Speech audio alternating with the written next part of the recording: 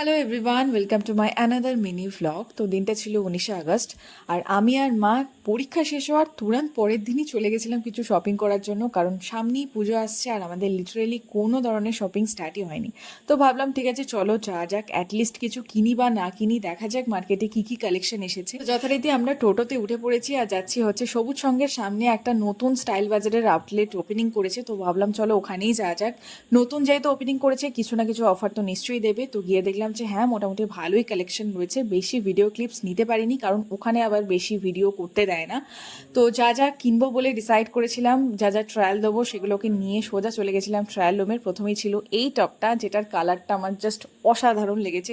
জানি হয়তো পুজোর কালেকশন নয়, কিন্তু নর্মালি তো পরাই যাবে, তাই আমি এই টপটাকে রেখে দিয়েছি। নেক্সট আমি ট্রাই করেছিলাম এই মিন্ট গ্রিন কালারের টপটার দাম ভীষণ কম ছিল, কিন্তু আমার মেটেরিয়ালটা খুব একটা ভালো লাগেনি, খুবই পাতলা ছিল। জাস্ট মা বলেছিল বলে আমি একবার ট্রায়াল দিয়েছিলাম, কিন্তু পরে ভালোই লাগছে। নেক্সট আমি ট্রায়াল দিয়েছিলাম হচ্ছে এই ম্যাজেন্ডা কালারের কুর্তিটা। এটাও কিন্তু সামনে থেকে দেখতে জাস্ট অসাধারণ লাগছিল, বাট এটার ফিটিংস আমার একদমই ভালো লাগেনি, একটুখানি লুজ ফিট হচ্ছিল।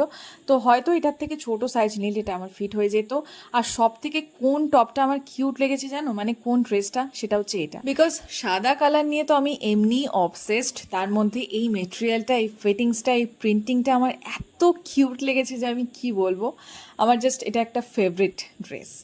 নেক্সট আমি ট্রায়াল দিয়েছিলাম হচ্ছে এই জিন্সটা ছিল বিচ কালারের, দামটাও কিন্তু বেশ কম ছিল, আর আমার মেটেরিয়ালটা বা ফিটিংসটা বেশ ভালোই লেগেছে। দেন আমি এই অ্যাশি কালারের জিন্সটা ট্রায়াল দিয়েছিলাম। এটা তো দেখতে বাইরে থেকে ভালোই লাগছিল, বাট কোমরে আমার লুজ ফিট হচ্ছিল। আরও একটা ব্ল্যাক কালারের টপ আমি ট্রায়াল দিয়েছিলাম, বাট সেটার ভিডিও ক্লিপ আমি নিতে একদমই ভুলে গেছি। And yes, shopping is done.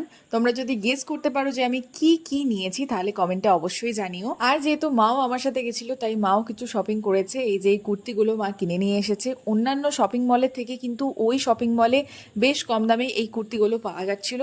তো এখানেই ভিডিওটা এন্ড করছি। কেমন লাগলো ভিডিওটা সেটা অবশ্যই আমাকে কমেন্ট করে জানিও। দেখা হবে আবার নেক্সট কোনো ভিডিওতে, ততক্ষণ টাটা।